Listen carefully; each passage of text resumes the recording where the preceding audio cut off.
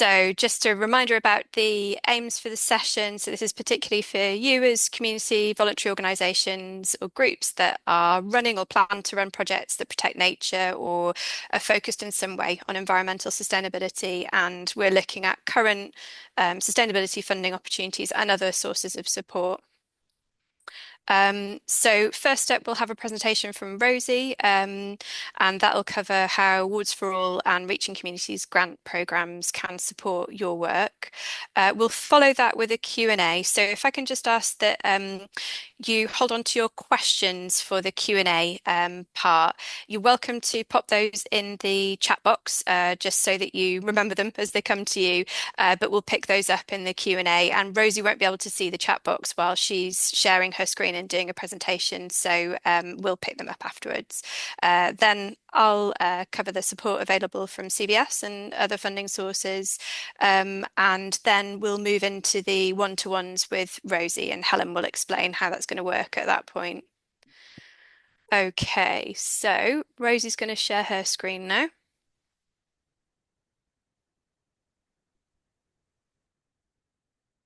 Okay, thank you. I will start the slideshow. Can you see that okay? Yep, that's showing fine, Rosie. Perfect. Okay, so we've got half an hour of this presentation. So bear with me if there is a lot to cover. So there's things that I don't think are so relevant. I will just kind of superficially cover them. Again, if you've got more questions, please take a note of them and ask them after the presentation. And if you've got specific ones, we can really kind of tailor make answers to when you've got the one-to-ones as well. Okay, so I'll start. Over this half an hour, I'm going to explain a little bit about the National Lottery Community Fund, who we are, how we get the money, and then a deeper dive into Awards for All and Reaching Communities. These are our two flagship grant programs, and with each of them, the environmental focus, and then finally questions at the end. Okay, so who are we? So the National Lottery Community Fund, we are the largest community funder, and other kind of distributors include the Arts Council, the Heritage Fund, Sport England, and all our funding comes from lottery ticket sales. We are the largest of the lottery distributors, and we distribute 40% of the funds raised for the good causes. And so that's roughly 23 pence of every £2 spent on a lottery ticket. So as you can see, in the Northwest, we've got almost 2,000 live grants, and that's mainly across Awards for All, but a big chunk of those are also Reaching Communities, and that's, around 320 million we invest in the Northwest currently. Okay, next slide. Okay, so the two different funding programs, our flagship ones, are the National Lottery Awards for All and the Reaching Communities.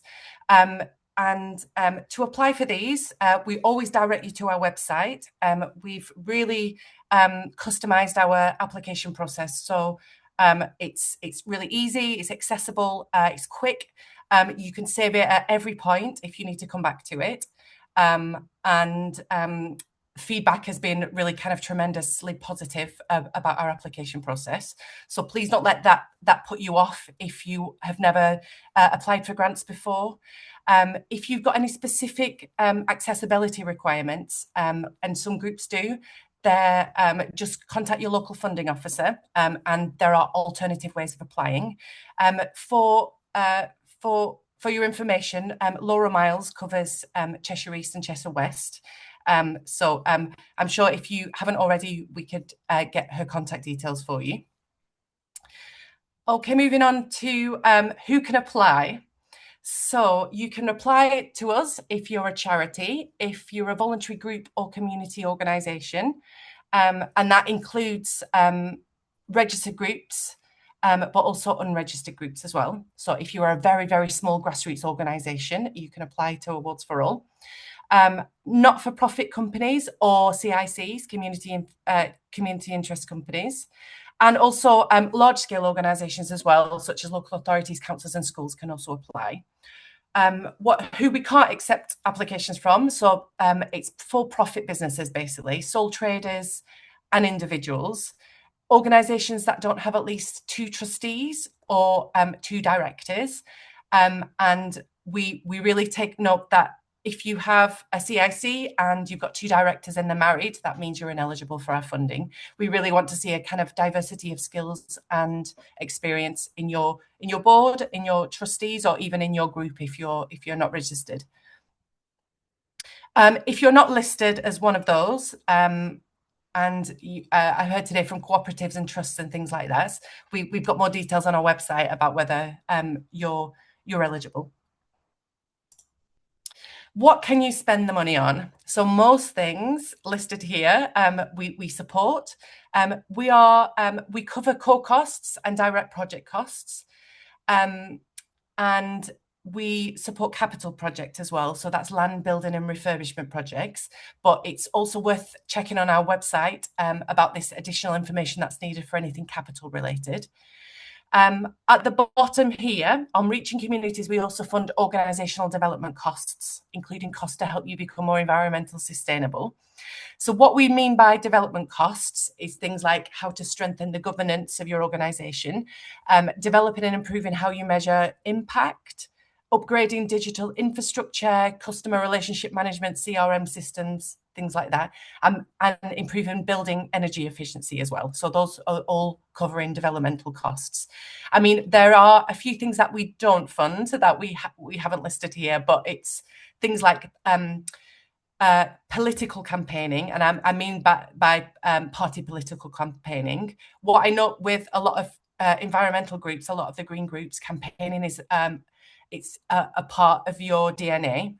So as long as it's not party political, then it's something that we can support. And then there's other things like we can't fund reserves or things like alcohol when you're having events and things like that. But there's a bigger list on our website. Okay. So awards for all. These are grants from £300 up to £20,000 for up to 2 years. You can only have one at a time within a 12-month period. This particular grant programme, Awards for All, is specifically for smaller groups. And it says here, prioritises groups with lower incomes.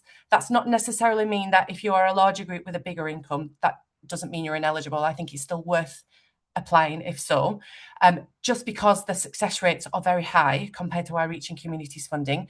Success rates are about 40%, which is incredibly high compared to some funding programs. So well worth applying if you're eligible and you've got a project that meets our priorities. Decision timeframes are around 16 weeks. That peaks and troughs during the year.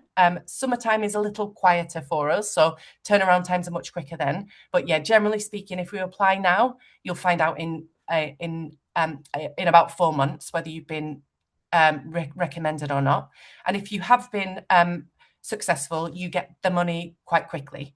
You get it within kind of a week or so after giving in the bank account details that you hold. It's one-stage online application process. It's open 24/7. We don't have any deadlines throughout the year. And also you can come back to it, like I mentioned before. You can't have 2 awards for all at the same time. So if you, some groups kind of, they're wanting 2 different projects, but it's worth putting them together in awards for all, as long as it's under this kind of £20,000 limit. Okay, next slide. So these are priorities for National Lottery Awards for All.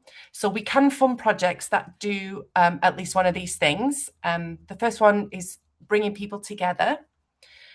Second is improving the places and spaces that matter to communities. Helping more people to reach their potential, and that's specifically kind of prevention, early intervention, that sort of thing. And then supporting people, communities and organisations facing more demands and challenges because of the cost of living crisis. And then since our renewal over the course of the last year, we've included environment, which is very exciting. And we know that even small amounts of funding can make a huge difference to communities.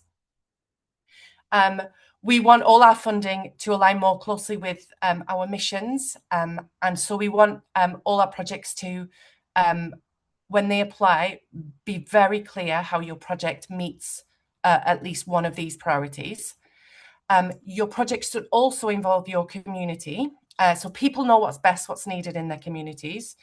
We want to fund projects that are connected to local people and their communities and use their existing skills and experience.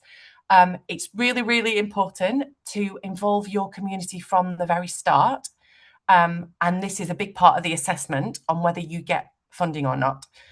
You need to demonstrate how the community you're working with have been involved in the development of your project.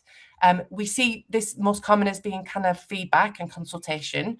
This is the very, very least we expect. We want much more than that.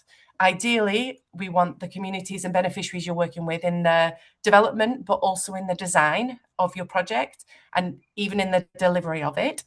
And I'll give some examples later of how groups do this. I mean, the gold standard of projects that we see and that what we really like to fund are when the beneficiaries and communities you're working with are in the decision-making processes as well. But this is part and parcel of grassroots groups. So if it's probably more of an issue at kind of larger scale organisations where there's clear hierarchies and paid staff and things like that, where that's an issue. So in when you're involving your community, find out what's important to people. You could do surveys, have meetings, make telephone calls, talk to other organisations and people that are important to your community, and involve the people that your project helps in running your organisation and making decisions. And think about if the people you help could volunteer with you, join your board or committee, or even get a job with you. Yeah. So next slide is the environment one. So the climate and the nature emergency affects us all, but local action can make a real difference. Through this funding stream, we want to help people connect with and care for nature in their environment. We want to fund projects that help people engage with good quality, accessible nature close to their home. And under this aim, we will fund projects that make a positive difference to local green spaces and help connect local people to nature. So how can you do this? Or maybe you're already doing it. By making a positive difference to local green spaces. And we see so many examples of this locally by groups making or sustaining community gardens or shared spaces for growing food or plants, rewilding or restoring neglected green areas, running volunteer sessions to care for green spaces, improving parks or playgrounds to support nature and wildlife, and helping people connect with and care for nature in their area. Again, lots of already environmental funded projects. Some examples are running forest schools or outdoor learning activities to help people engage with nature and improve their well-being, organising activities in nature for people who do not usually access green spaces, creating or improving community allotment plots with wildlife-friendly features, offering volunteering in horticulture or community farming, providing outdoor therapy, and these supports both people and the environment as well. So some examples of what we won't fund or are less of a priority for us. Outdoor classroom and sensory gardens in a school. And we get so many of these, and it's for example, schools are planning to create an outdoor classroom and sensory garden, but the reasons for rejections are because the space would mainly only benefit the pupils with very limited access for the wider community. Again, we see lots of colleges or different educational establishments apply for garden makeovers, and again, big rejections because it wouldn't benefit the wider community. Other things we tend to reject are one-off events or one-off community festivals. These are wonderful assets to local communities, but it's they tend not to have longer term impact, and we want our funding really to make a longer positive difference to people, a meaningful impact. So unless it has these elements built in, then it probably won't be funded. And we sometimes, well, especially since the refresh, are getting more applications from groups that work with animals. So in this case, we can only fund the parts that benefit people in the communities, and we don't fund activities or costs that only involve animals.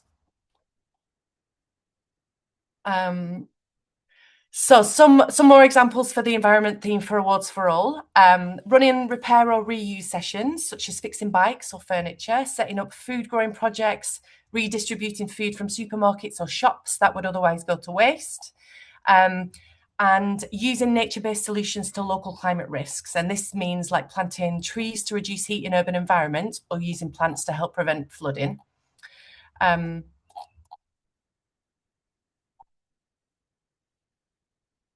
So overall, we want to fund projects that benefit the environment, but also people in the communities as well. And talking about kind of Awards for All and the Awards for All environment, you can't have both of them at the same time. So if you want to apply for an Awards for All, just make it just be really targeted in your application about what you want to apply for. And this is where the CVS comes in really handy for tips and tricks about how to do this. Okay, I'm going to move on now to reaching communities. Oh no, before I do that, so these are the application questions. We try and make it very, very simple. And there's a word count as well. So what would you like to do? How does your project meet our funding priorities? And how does your project involve your community? Some tips and tricks about this. Be very clear which priority it meets. If it's the environmental one, how does it help to support people to access nature and support the environment, things like that? How does it help meet that? And then for question 3, how does your project involve your community? So have you done consultation? Have you done surveys? Are you a grassroots charity led by the beneficiaries you're working with? Are you completely volunteer run? If you've done community consultations, when did that happen? How many people did you involve? So all of this can be put in your application. Just a quick note on artificial intelligence as well, AI. It used to be the case that we tended to fund organisations that had bid writers and fundraisers and funding teams who had a dedicated officer who wrote these applications and were very, very skilled in writing applications to us. What matters to us is that the passion and the project and the community knowledge comes through. So you don't need to have bid writers. In fact, for Awards for All, we'd strongly not recommend it at all. There's no need to do that and to spend money to do that. I say about artificial intelligence as well because there's big debates now about using it to write applications. And generally, as a funder, our idea is to use it wisely. It will help you pull out some of the most important parts of your application and help you create a narrative in terms of meeting our funding priorities, and at the very least, help you kind of narrow down your word count. Some people say it is the great leveler because it's helping people who don't necessarily have lots of experience in writing applications get a better chance at doing it. But yeah, again, big caveat about using it wisely. We have undergone so much training at the fund, and lots of other funders are as well, about how to recognise when ChatGPT has just written your application for you. There's telltale signs. So again, yeah, use it wisely. If you have capability or capacity in your organisations, there's some online training about it as well. That I would recommend upskilling all of your groups and organisations into getting more information on AI. Now we move on to reaching communities. So this is the big funding, or bigger than Awards for All funding, anything over £20,000 and £20,001. So these are multi-year. This is multi-year funding, up to 5 years. We used to put a maximum amount on. It used to be 500,000. We've gotten rid of that now because lots of organisations now are coming in for much more than that. So we've scrapped the maximum. But on average, average grant is 3 years for about 300,000. It's much longer than Awards for All, the process. From application to stage one, then stage one to stage two, all the way through to grant award takes about 9 months. 6 months if we are going through kind of a quieter period. So between 6 and 9 months from start to finish. Success rates are much lower. At stage one, it's only 20% success rate. Stage two, it's 80% success rate. But yeah, most of the applications we see are rejected, unfortunately. Doesn't mean you can't apply again, but I would recommend with lots of feedback, lots of conversations with your local funding officer to reapply with a lot more of a better application that's better fit with our missions and priorities. So, for example, we could give out £50,000 of funding to help improve an organisation's governance or how they measure their impact, or £500,000 for a project where they're seeking to have impact across a large area. But most applications we fund are for less than £500,000. And we offer funding for up to 5 years, but we'll also fund short-term projects too. And yes, most important is requests should be proportionate to your organisation's income and experience. If you've got an income of £5,000, it's very unlikely we'd fund you at Reach and Communities level. This is more Awards for All. We look at whether it's a step up in your organisation's capacity, what you're used to handling, your track record, years of organisation's ability to manage these types of grants as well. I want to kind of note here as well, I've been talking about applications from an individual organisations, but we welcome applications from partnerships as well. At Reach and Communities levels, there is a lot of benefit from applying in partnership. It means you can share resources, you can share staff. As long as there is a good rationale for coming in as a partnership, we welcome that. So yeah, again, kind of talk to your local officer about this. And when you apply online, you can apply as a partnership there too. Some of our priorities for Reaching Communities. At least we want to support places that people or communities experience poverty, disadvantage and discrimination. Number 2, support people and communities to shape the decisions that affect their lives, and align strongly with at least one of our missions. Next slide is our missions. This is all new, so this is changed in the last year. Before that, we had different priorities, different missions. So this is all new, and we're seeing the first of our projects being awarded based on these different missions. So if you apply for Reaching Communities, you need to fit at least one of them. Many groups fit 2, but at least one. So coming together, providing inclusive places, spaces and activities. And this is inclusive places and activities means addressing any barriers so that no one is excluded. And then delivering these activities in areas where there are not currently appropriate or inclusive spaces. Helping children and young people to thrive by developing positive social and emotional skills and helping prevent issues before they happen. Being healthier is addressing health inequalities, but looking at the root causes of that.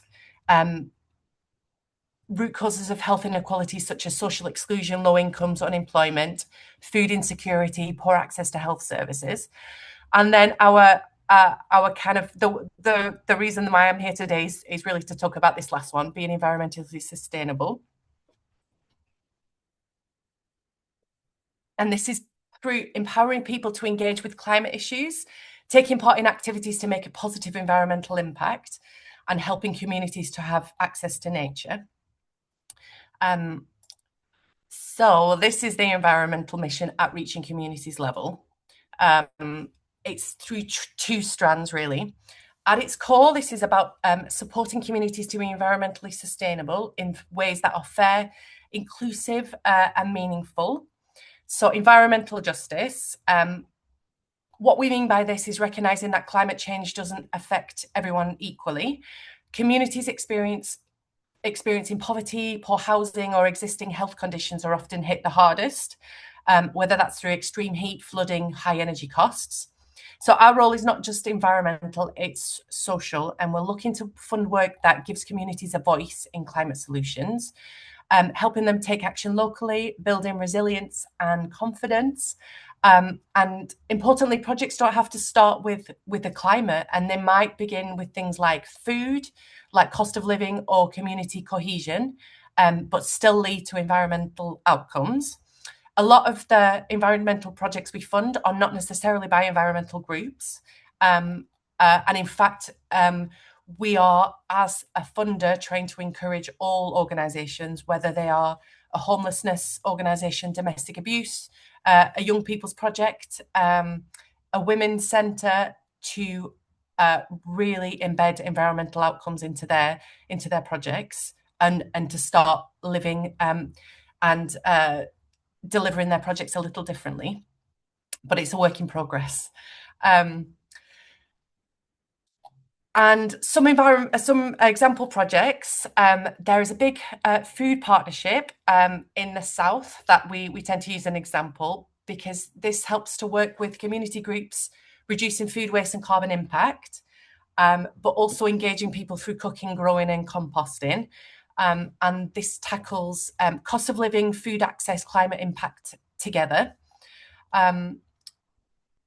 It will build skills, awareness, and long-term community leadership. And they're a strong example because they create benefits for both the people and the environment as well. This second box, the second part of our environmental mission, access to quality nature. And this isn't just about creating green space. It's about making sure spaces are accessible and inclusive, improving biodiversity and ecological quality. And we know access to nature isn't equal. Many communities face barriers, whether that's location, safety, or confidence. So we're looking for projects that help people connect with nature, improve the quality of natural environments, and ideally do both together. So an example project for the access to quality nature is a Trees United in the Midlands. So they are creating accessible woodland, meadows and ponds. And community volunteering and training is all built in. And this combines habitat creation with community engagement. Another project in the Northwest, another project in the Northwest is a young people's project called Playful Green Planet. So this works with children and families with really limited access to nature, providing opportunities to learn, play and grow in community gardens, builds early connection to nature and long-term engagement. And all these projects are really strong because they improve both people's access and experience, and it also improves the natural environment itself.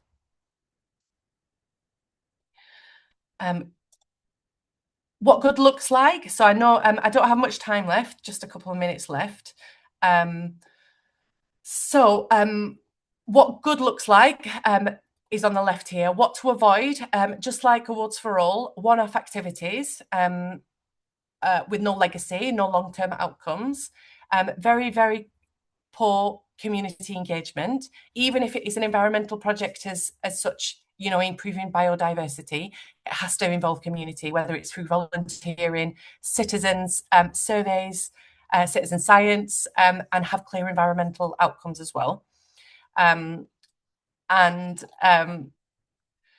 strongest applications to stress combine environmental work with tangible benefits for communities as well. um, and they clearly respond to the community they're working with. So for example, projects in urban areas where people don't have access to gardens. Balcony garden, for instance, in city centres.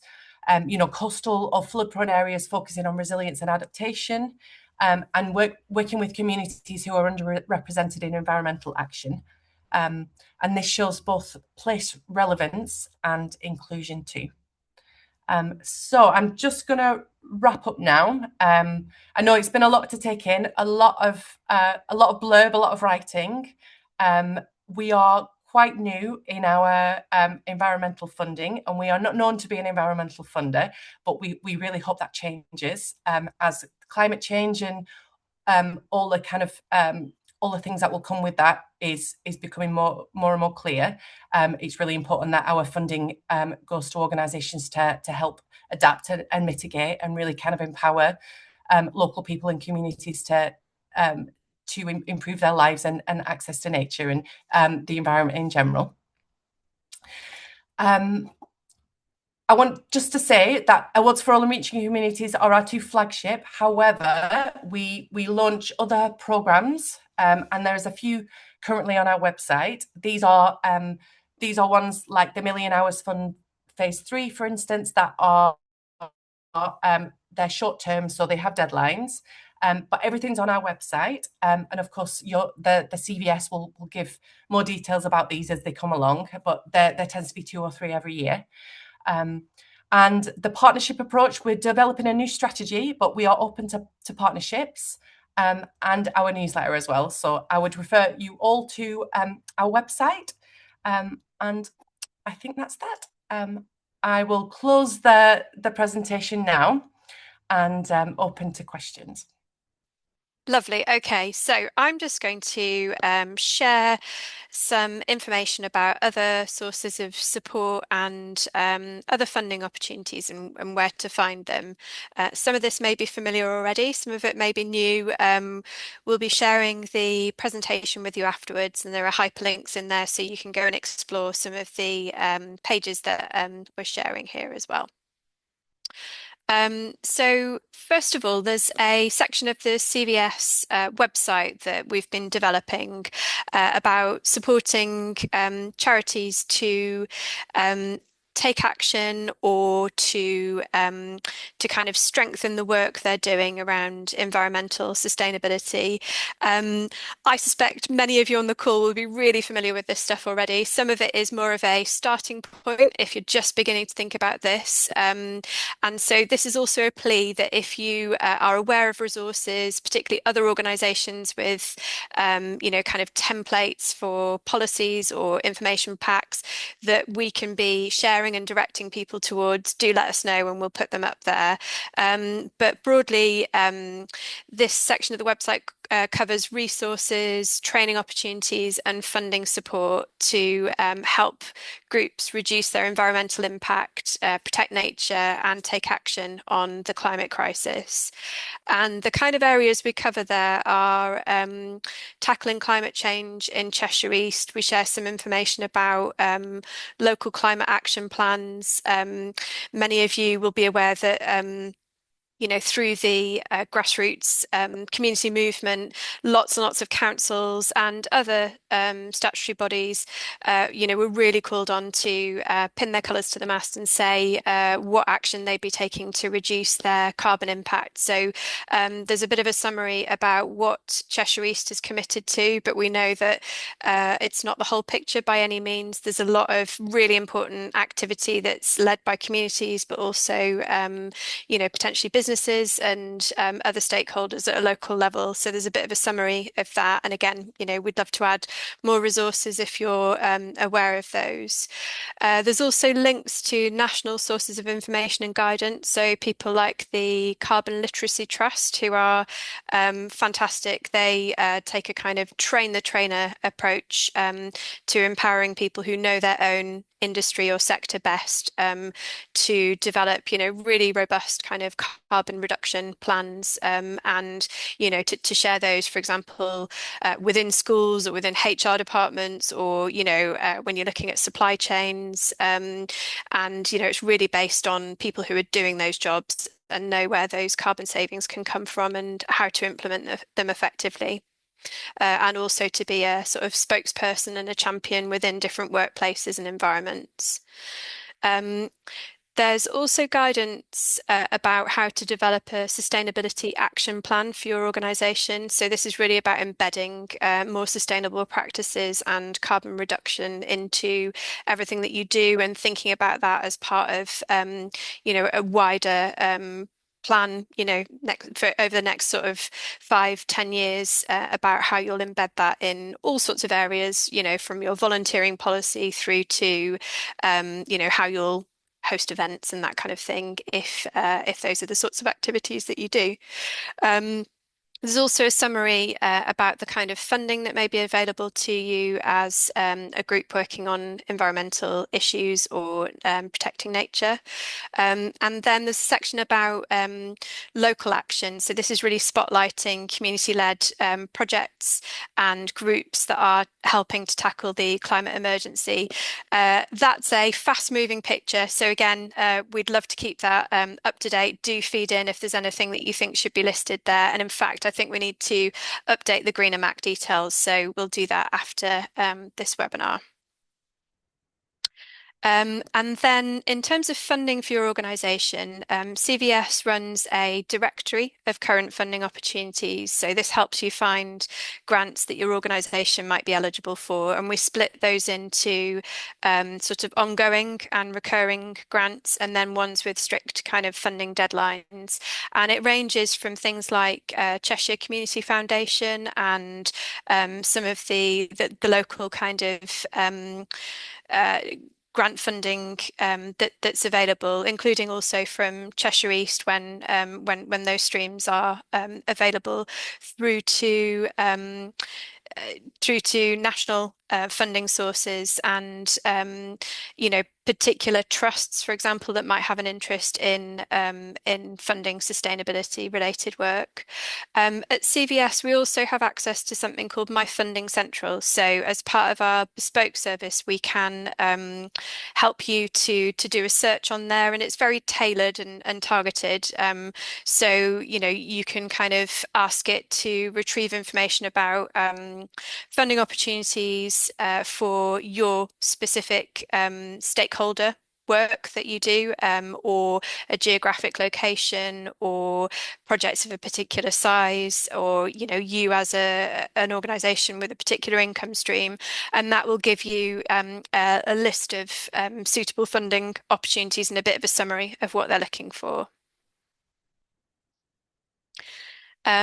So this is just a bit of a summary of the kind of support that we can help to provide to get you funding ready. So it is a struggle often getting in a position where you feel at your strongest to go out and secure funding. And it's been really helpful hearing your input earlier. Some of the challenges around capacity, particularly smaller organisations and projects that don't have any paid staff. This is volunteer-led time and doing things like stakeholder engagement and building up that knowledge and understanding of kind of what the community is asking for and matching that with the kind of work that you can do as a project, and then putting that into an engaging kind of narrative to reach out to funders with, and also thinking about the statistical kind of and evidence-based information that can show the need for the project that you want to deliver, and your track record of working on those sorts of things. So CVS can also offer guidance on building that strong foundation to secure funding. So this could be things like being a critical friend, looking at your organizational structure and your strategic plan, and helping you think about how you build securing funding into a wider organizational strategy, and the kind of building blocks of that. Um, We also have training available. So Helen, who's on the call, leads our training offer, and that includes a range of different topics that we, run training webinars or in-person training around, and it also includes e-learning, which you can access at any time. So examples of the sorts of things we cover. Our introduction to safeguarding, professional boundaries, roles and responsibilities of trustees, and then, using social media effectively. Again, it's likely that there are some of these areas that you feel you completely covered, you don't need any other input on, but there may be some areas that you think, oh, we could do with, just strengthening that or understanding, for example, if we're a registered charity, what's required of a charity commission around that, or also a little bit more insight into what funders are looking for in terms of performance in those areas, or having the right strategies in place. And we also offer bespoke courses, so you can kind of tailor those topics according to what you'd find most useful. Couple of examples of things that are coming up that might be useful to you. So, volunteers in the law, a lot of grassroots community groups are volunteering involving or entirely volunteer-led organisations. So, just understanding what is required in terms of supporting volunteers and what issues might come up and how you deal with those is really valuable. We also cover both the kind of social media basics and then a deeper dive into social media, and kind of upskilling people who want to strengthen work that they may have begun already around having a social media presence and reaching different audiences. We've also got an introduction to grant applications that's coming up later in the year. We run that fairly regularly. Helen, I don't know if you can come in here and let me know if we've got an e-learning around this as well. Yes, we also have e-learning available for all of those courses apart from volunteers in the law, because that's a slightly more in-depth one. But yes, we have grant applications and social media basics as e-learning. Great. So if the dates for the live ones don't work for you, you can access those as e-learning opportunities.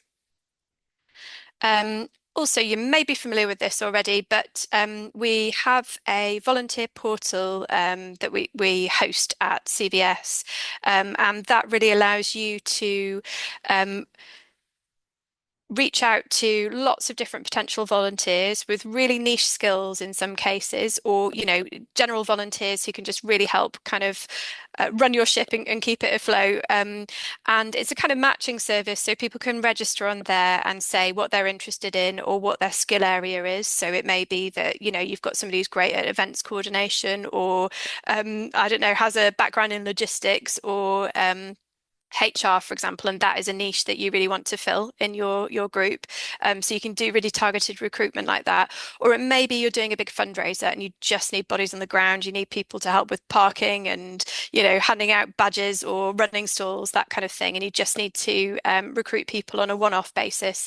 That's a platform that you can do a shout out. And I know from a different project I work on, which is Refugees Welcome, that we get a really good level of response to the volunteer ads that we put out there. And actually, the more specific, the better. People often think, oh, I've really got that niche skill and that organisation can use it well. So, yeah, well worth using. And this is just a little summary of some of the other projects that we run, in case that crosses over with work you do and particularly engagement you do with the community. So do get in touch with us if you'd like to hear anything more about this. But we've got the Cancer Alliance, that's really about cancer prevention, and the Cheshire East Food Alliance. There's a lot of crossover, I think, with reducing waste and, thinking about our whole food systems, ways that we can make sure that people are getting access to healthy food at a local level, reducing, the impact of transport and, all of those things that also mean that we've got a healthier local population, and we're supporting farmers at a local level and growing groups as well.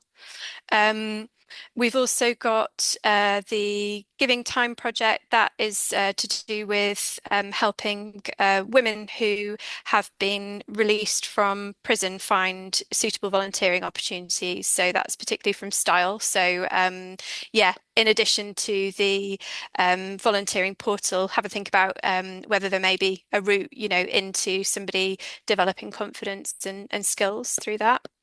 We've got the Healthy Young Minds Alliance. So that's really about ensuring that there's a really joined up approach to supporting young people's mental health. And I know from a lot of the projects that you do on the ground that there are some really important opportunities actually for improving health and well-being, things like growing projects or orchard projects that, would be great to explore, links back to sort of specialist youth mental health organisations. We've also got the NHS volunteering project that happens at Macclesfield Hospital. I mentioned the Refugees Welcome Project, and a new one that we've added recently is called the Resilience in Action Project. And this is really about offering free training to any community group that would like to think about how they would plan for emergencies. So it can be a whole range of scenarios, but also including, some of the extreme weather events that we're seeing increasingly, things like flooding and wildfires, and how a community group would respond. And this isn't necessarily a name of the project, but I can't help thinking that it's also an opportunity to engage people in thinking about how we help to prevent that through carbon reduction as well. Okay, that is the end of my bit.